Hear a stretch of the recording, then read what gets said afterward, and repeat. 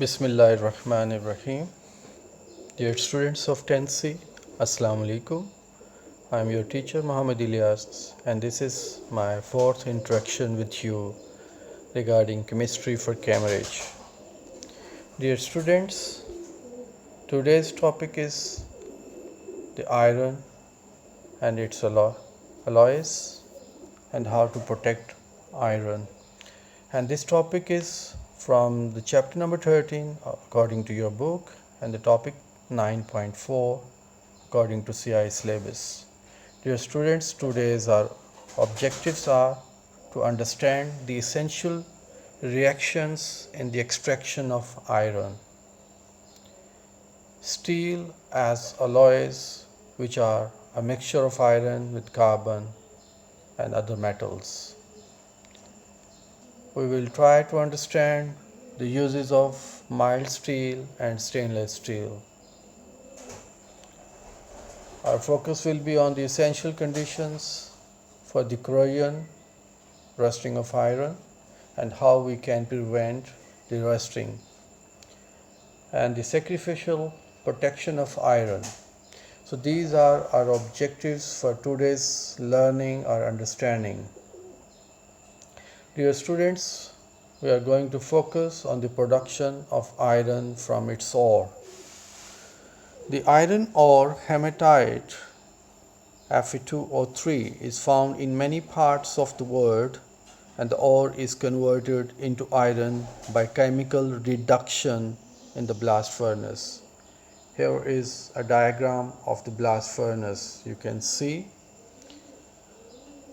Dear students, blast furnace continues to work 24 hours per day, 7 days a week, and it is continuously work for 12 years, because the working of the blast furnace is not going to be stopped until it got some problems.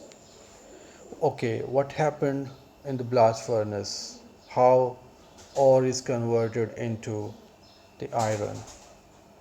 I have given the reactions which are going on in the blast furnace side by side this diagram, so you can understand what happened in the blast furnace. So we are going to inshallah understand the procedure of the blast furnace. First of all, a mixture of iron oxide, limestone, which is calcium carbonate, and the coke, which is mainly the carbon, is introduced into the top of the furnace through a bell valve.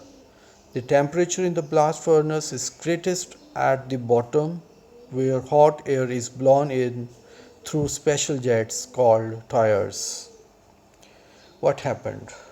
Initially, the coke, which is essentially a carbon, burns to form carbon dioxide, and this reaction is highly exothermic, and a lot of heat is produced, which is used to raise the temperature of the furnace up to 18 to 1900 degrees centigrade.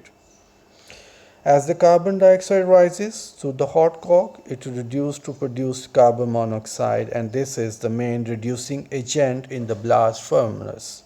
Carbon monoxide is used to reduce the iron oxide, and this is usually happened where the temperature is typically 700 in the blast furnace.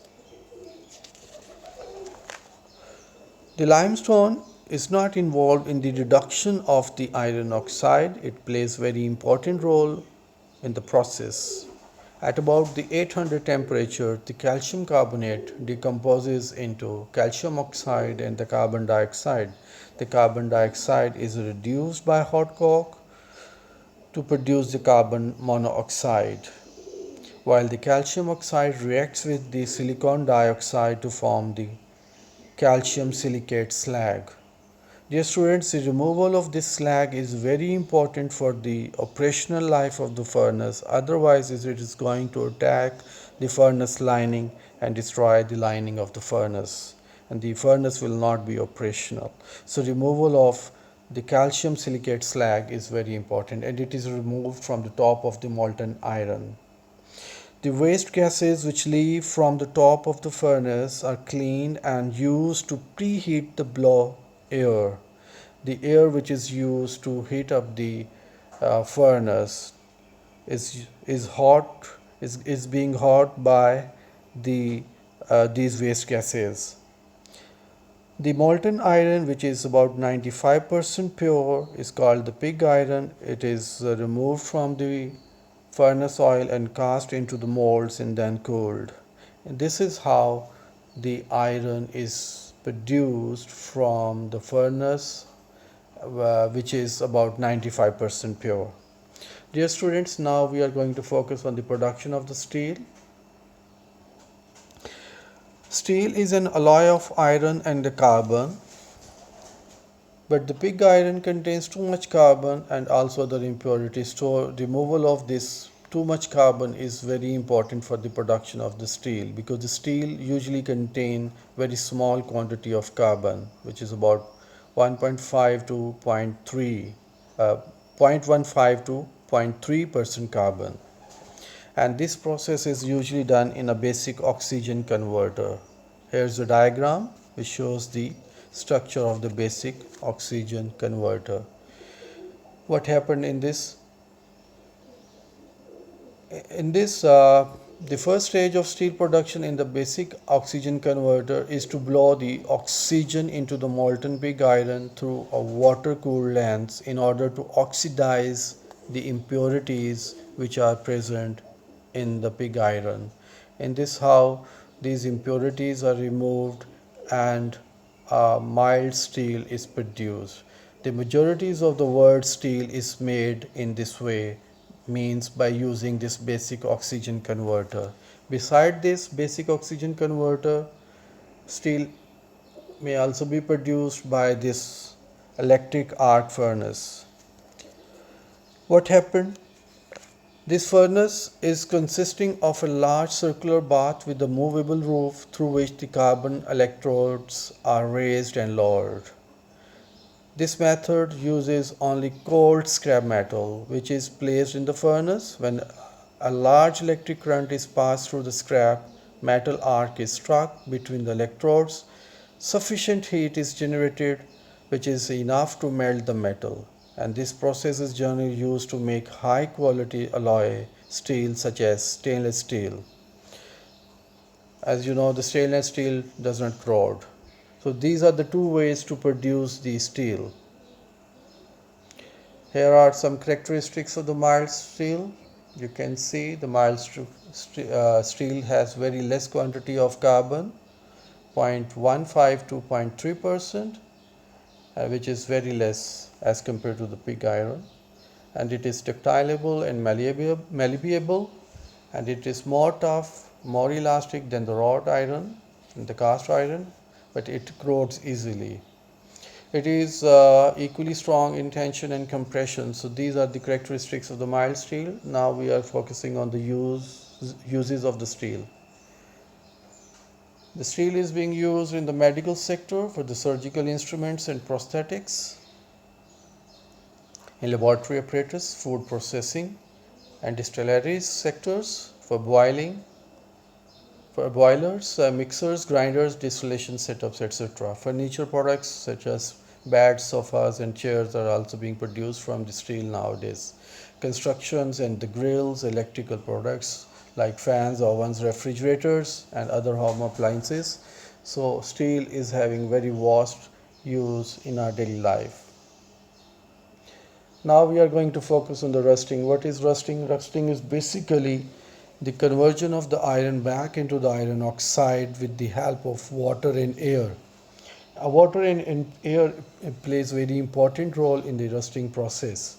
Salt may also affect the rusting process more worstly. This is a diagram which shows the iron with the rust, and this is the journal process in which the iron is going to be oxidized and converted into iron oxide. This is how rusting proceeds in the iron. So we can prevent the rusting by several ways. Some of them are mentioned over here. By coating the iron with the oil or grease, by coating the iron with the layer of paint, with plastics, and galvanize the iron with zinc, making the alloys of iron with the other metals or non-metals, electroplate with other metals, and uses some sacrificial metals for the production of the irons. Here are some examples. You can understand how these methods are being used in the world. Now we are going to focus on the galvanization. Dear students, galvanization is a process which involves recovering the cleaned iron or mild steel by dipping it into molten zinc. Zinc is far less affected by wet corrosion than iron. The layer of zinc which is deposited on the iron prevents it from rusting, but there is another advantage to this process. If the zinc coating is scratched, exposing the iron, and the water is present, an electrochemical cell is formed. Since iron is below zinc in the reactivity series, the zinc becomes anode of the cell and iron becomes cathode. Oxidation occurs at the anode of the cells, thus zinc corrodes rather than the iron. So zinc continues to protect the iron from rusting even though the coating is damaged. This is sometimes described as cathodic protection. The second way to protect is the tinning or tin plating. You can see iron with the tin plating. This is very much shining and protective, but this has very bad effect. If the tin coat is damaged, this is not to protect the iron as the zinc, because the iron is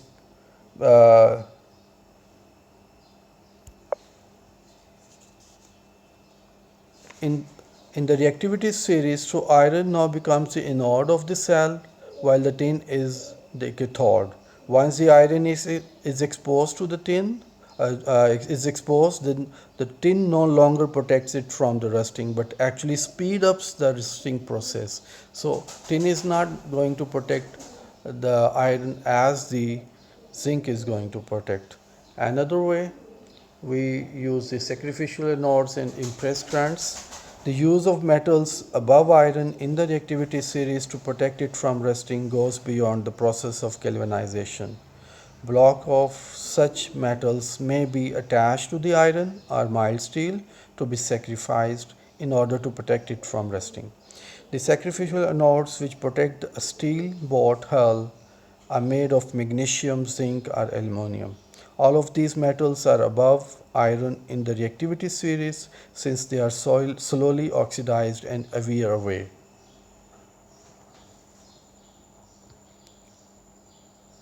And they need to be replaced at regular intervals in order to continue providing protection. Sacrificial anodes have long been used to protect the ironwork which is buried under the earth, such as pipes or tanks. It is far more convenient to replace zinc blocks from time to time than to replace the all installation which have rusted. So in this way, sacrificial metals are being used to protect the iron or mild steel. So these are few points about the rusting and the steel. Now I have selected some homework for you from the chapter number 13, which is present on the page number 290, and this is question 1 to 4. Thank you very much for being with me. Stay safe, stay home. Allah Hafiz.